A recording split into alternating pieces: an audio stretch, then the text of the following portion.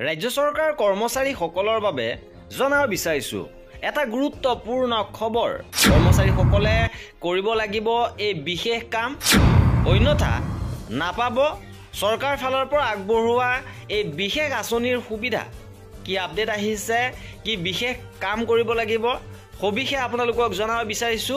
ভিডিঅ'টো প্ৰথমৰ পৰা শেষলৈকে চাই থাকিব।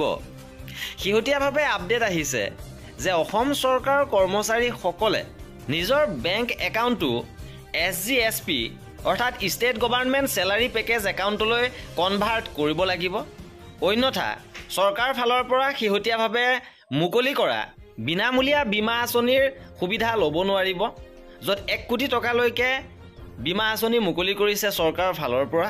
আৰু ইতিমধ্যে এই সন্দৰ্ভত চৰকাৰৰ ফালৰ পৰা SOP প্ৰকাশ কৰিছিল, য'ত জিৰ' প্ৰিমিয়াম ইঞ্চুৰেঞ্চ কভাৰেজৰ তথ্য ইয়াত প্ৰকাশ কৰা হৈছিল। আৰু ইয়াত 3 ধৰণৰ ইঞ্চুৰেঞ্চ কভাৰেজ থাকিব।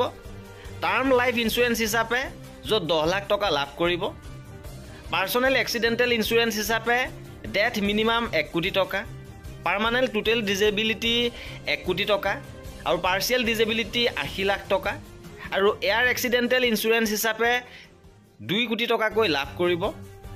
এইবাৰ জনাব বিচাৰিছোঁ কেনেকৈ আপোনালোকৰ বেংক একাউণ্টটো SGSP লৈ কনভাৰ্ট কৰিব।